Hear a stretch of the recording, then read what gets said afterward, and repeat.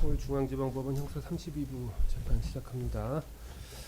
금일 선고 예정인 사건 선고하도록 하겠습니다. 25 고압 1657호 박종준 피고인 나오셨나요? 잠시 일어서실까요?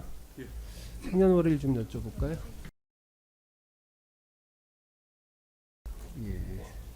피고인 주소지나 그 등록 기준지는 기존에 말씀하셨던 거에 변동 없으시죠? 예.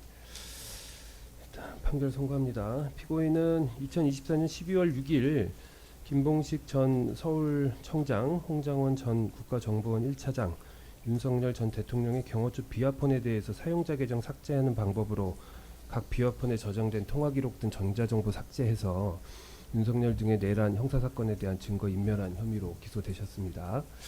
이와 관련해서 일단 그 범죄 행위가 있었다고 하는 2024년 12월 6일 각 비화폰과 관련해서 발생한 사실관계를 좀 먼저 정리를 해보면, 피고인은 2024년 12월 5일 밤에 김봉식으로부터 경호처 비화폰을 반납하고 싶다라는 연락을 받고 12월 6일 오전경에 자신의 비서관으로 하여금 김봉식의 비화폰을 수거하여 오도록 하고, 같은 날 11시에 경호지원본부장에게 이를 전달하셨어요. 그리고 한편 그 홍장원 국정원 1차장은 12월 6일 12시 14분경에 국회 정보위원장실에서 대통령으로부터 정치인 체포 지시를 받았다라고 진술하면서 자신과 대통령이 통화한 내역이 표시된 비화폰 통화 내역 화면을 제시를 했고, 이를 김병기 의원이 촬영을 해서 언론에 공개하면서 대통령의 비화폰 아이디 및 통화 내역이 포함되어 있는 부분이 노출이 되었어요. 그래서 국정원 담당자가 같은 날 15시 20분경에 경호처 비화폰 담당자에게 연락을 해서 비화폰 노출 사실하고 대통령의 아이디 노출로 인한 보안 조치가 필요한지 여부를 한번 확인해 봐라 라는 취지로 연락을 했고, 그래서 이를 보고받은 경호처의 그 IT 계획부장과 경호지원본부장이 16시 19분경에 피고인에게 이를 직접 대면 보고하고, 그 보고하는 과정에서 오전에 전달받았던 김봉식의 비화폰에 관한 사용자 계정 삭제 조치 여부도 각 그 본부장이 피고인에게 확인한 바 있습니다. 그래서 피고인은 위 보고 내용을 승인을 하고, 그에 따라서 김봉식, 홍장원, 윤석열의 경호처 비화폰에 대한 사용자 계정 삭제 조치가 이제 순차적으로 이루어졌어요. 그래서 이러한 사실관계를 바탕으로 먼저 그러니까 그 김봉식의 경호처 비화폰에 대한 조치가 증거인멸에 해당하는지 여부를 보건대, 김봉식은 24년 12월 12일경에 경호처 비화폰을 지급받았고, 이는 피고인이 경호상 필요하다는 판단을 해서 그 판단에 근거해서 서울청장에게 비화폰이 이례적으로 지급이 됐고, 그리고 그 피고인이 김봉식으로부터 개인적으로 반납 요청을 그 12월 5일 밤에 받은 부분은 아까 살펴본 바와 같고, 그래서 이를 본인이 이제 그 비서관을 통해서 개인적으로 수거를 해서 지원본부장에게 건네주고 반납 처리를 지시한 것이거든요. 그래서 이제 이런 사정들을 비춰보면 이 반납 경위가 다소 조금 이례적인 것이 있는 건 맞지만, 그렇다고 이 반납 경위가 또 완전히 비정상적이라고 단정하기는 좀 어려워요.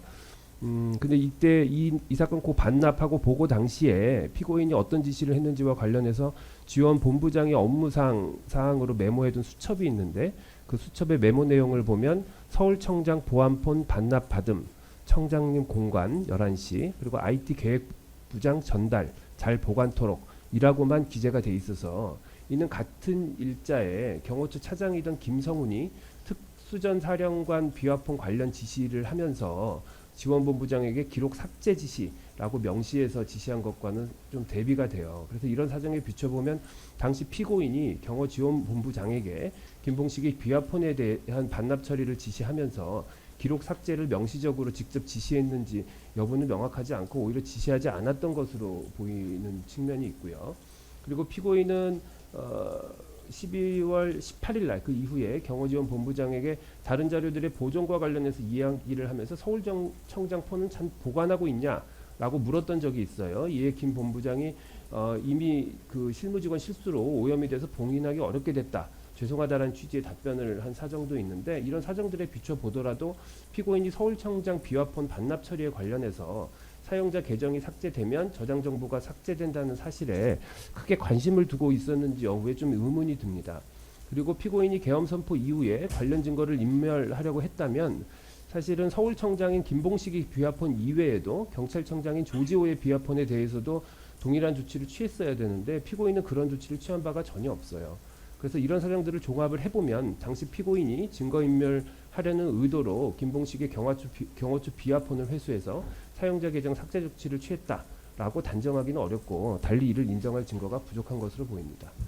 다음으로 윤석열 홍장원의 경호처 비화폰에 대한 조치가 증거인멸에 해당하는지를 살펴보면 일단 이 경호처 비화폰은 보안 업무 규정상 암호자재에 해당이 되고 당시까지 있었던 국가정보원의 유권 해석에 따르면 비화폰 아이디, 비화폰 사용자의 아이디는 상급 비밀에 해당하는 것으로 유권 해석이 있었어요. 그래서 그 당시에 홍장원의 비화폰 화면이 촬영돼서 언론에 배포되는 것은 경호처 입장에서 보면 암호자재의 촬영을 금지하는 보안 업무 규정에 위배되고 또 상급 비밀인 대통령의 비화폰 아이디가 누설됐기 때문에 보안 사고에 해당한다고 해석할 여지가 충분히 있었습니다. 그리고 실제 국정원 담당자가 경호처 실무자에게 대통령 아이디 노출에 대한 보안 조치 필요 여부를 확인해 볼 것을 직접 요청하기도 했고 홍장원의 경호처 비화폰이 국정원이나 경호처에 반납되지 않는 상태였던 당시로서는 그 비화폰 정보가 추가적으로 유출될 가능성도 배제할 수 없었고 또 대통령 아이디 노출로 인해서 대통령에게 불상의 비화폰 사용자가 임의로 연락을 취할 수도 있는 상황이었기 때문에 이런 상황에서 경호처의 지원본부장이나 IT계획부장은 나름대로 최선의 판단을 거쳐서 윤석열과 홍장원의 경호처 비화폰에 대한 보안 조치로서 사용자 계정 삭제 조치를 검토하고 이를 피고인에게 보고했던 걸로 보입니다. 당시 경호처와 달리 국정원에서는 홍장원의 그 국정원 비화폰에 대해서는 그 비화폰 내 그 전자정보가 삭제되지 않는 비밀번호 변경 조치를 취했는데 이런 부분이 사실은 경호처에서 취한 조치와 국정원에서 취한 조치가 좀 다른 면이 있어서 그 경호처의 조치가 적절했는지에 대해서 의문이 드는 부분이 있는 건 사실이에요. 근데 사실은 그 당시 시점에서 보면 국정원 내 비화폰 운영을 담당하는 부서에서도 당시 전자정보가 삭제되지 않는 원격 비밀번호 변경 조치가 보안 조치로서 널리 인식되고 있었던 것으로 보이지는 않고 오히려 그 해당 담당자가 다른 부서를 통해서 원격 비밀번호 변경을 통해서 홍장원의 비화폰 접속을 차단할 수 있다라는 사실을 알게 된 후에 테스트를 거쳐서 비로소 비화폰 단말기 내 전자정보가 삭제되지 않는 접속 차단 조치가 있다는 사실을 확인했던 것으로 보이거든요. 그리고 더군다나 경호처의 경우 비화폰 시스템을 개발했던 국정원에 비해서 비화폰에 관한 기술적 이해도나 경험이 떨어졌던 것으로 보이는 점 등에 비추어 보면 경영지원본부장 등이 윤석열 홍장원의 경호부 비화폰에 대한 보안 조치로 사용자 계정 삭제 조치를 실시한 것이 당시 경호처에서 검토했던 보안 조치 가운데서는 그나마 가장 효과적인 방법을 선택했던 것으로 보이고 사후적으로 보았을 때 해당 조치가 미흡하거나 더 바람직한 방법이 있었다는 사정만으로 증거인멸의 고의가 있다고 함부로 추단할 수도 없습니다.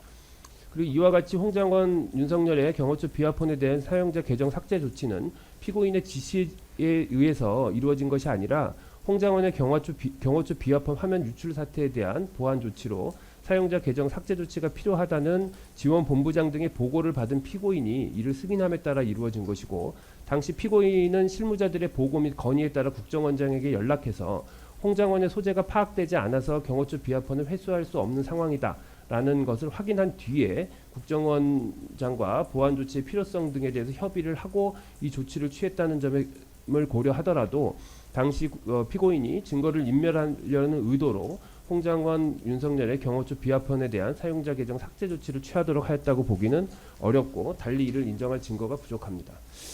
더군다나 2024년 12월 6일 이후에 경호처 비화폰의 전자정보 삭제 등과 관련해서 김성훈 경호처 차장이 그 12월 6일날 유튜브 곽종근 특전사 사령관의 인터뷰 영상이 공개되자 12시경에 지원본부장에게 그 특전사령관의 비화폰 통화 기록을 삭제할 것을 지시를 했는데 지원본부장이 이에 불응한 사실도 있고 그리고 윤석열이 다음 날인 2024년 12월 7일 날 피고인에게 외부 가입자 경호처 비화폰 단말기 내 전자정보 삭제를 지시를 했는데 그때도 피고인은 2일이 지나면 서버에서 자동적으로 기록들이 삭제된다라고 말하면서 윤석열의 위 지시를 사실상 거부했고 이에 윤석열은 피고인에게 통신 문제는 내가 차장하고 알아서 할 테니 당신은 신경 쓰지 마라 라고 말하면서 통신 업무와 관련해서 피고인을 배제시킨 사실도 있고, 이후 윤석열의 지시를 받은 김성훈이 지원본부장 등에게 군 사령관 등의 비화폰 통화 기록 삭제를 수차례 지시를 했는데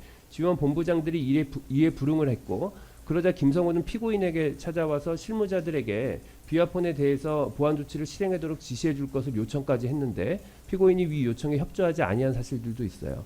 그래서 이와 같이 그 각 사용자 계정 조치, 그 삭제 조치가 이루어진 경위와 그 이후의 여러 가지 정황, 그리고 피고인과 경호처 실무진들이 그 당시 인식 등을 종합해서 보면 이 사건 각 사용자 계정 삭제 조치로 인해서 비화폰 단말기 내 전자정보가 삭제되는 결과가 발생하였다는 사정만으로 피고인이 증거인멸의 결과가 발생할 가능성을 용인하는 내심의 의사까지 있었다라고 단정하기는 어렵습니다. 그렇다면 이 사건 공소사실은 범죄의 증명이 없는 때에 해당하므로 형사소송법 제325조 후단에 의하여 무죄를 선고합니다. 주문. 피고인은 무죄. 피고인은 요 무죄 판결에 대해서 선고 결과 공시될 수 있는데 혹시 공시 원하시나요? 원하지 않습니다. 원하지 않으세요? 예. 참여관 요거는 조서에 남겨주세요. 예, 이걸로 선고 마치겠습니다. 수고하셨습니다.